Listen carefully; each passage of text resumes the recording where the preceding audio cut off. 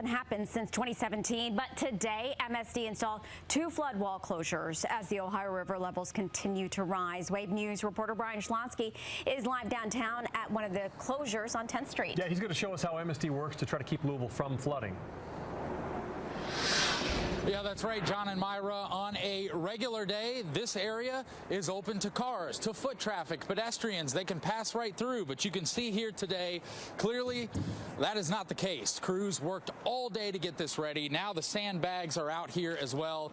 As for the specs of this wall here on 10th Street, it's about 44 feet wide, it's 16 feet tall, and it's about 75 years old. And if it does its job correctly, it'll keep any floodwater from the Ohio River on this side from reaching the city of Louisville on that side. Speaking of the Ohio River, today for these conditions we have activated our wave drone, and we want to show you a live picture of what the Ohio River looks like right now. If you are seeing this, this is the water.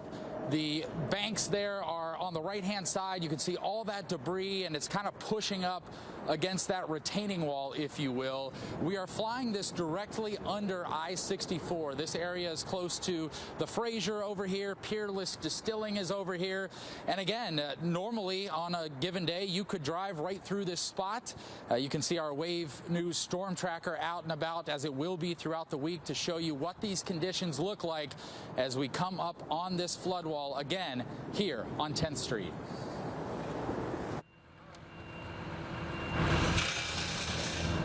It's an 8-hour job, even longer in the cold and snow.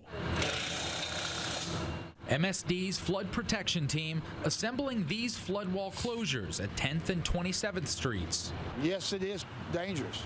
Glenn Cooper is MSD's flood protection manager. He says the team practices putting up the gates and turning on the pumps every 3 years, but the city hasn't actually needed to use them in 8 years. The river now is about 25.5 feet. This wall goes in at 27 feet. So the river is approaching this wall as we speak right now. The gates in the pump station are activated here first because this spot sits at the lowest elevation. Projections say the river will crest on February 21st, 3 days from now, at 29 feet on the upper gauge. For perspective, normal pool at that gauge is less than half of that, 12 feet. Crazy. I mean, I've only seen this one other time here a couple years back when they put this up. Kentucky Peerless Distillery sits just feet away. Oh yeah, I mean, we have to worry about the water rising, especially here, you know, right behind these walls we have, you know, over 1,000 barrels of bourbon aging here.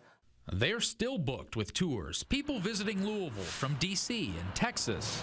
John Wadle, head taster, says they're always cautious and closely watching. You don't realize how close you are until, you know, you take River Road to and from work every day, and you see now that's closed off. And the last couple of days seeing the water rise and rise, but now seeing it right at your front door, it's a different experience.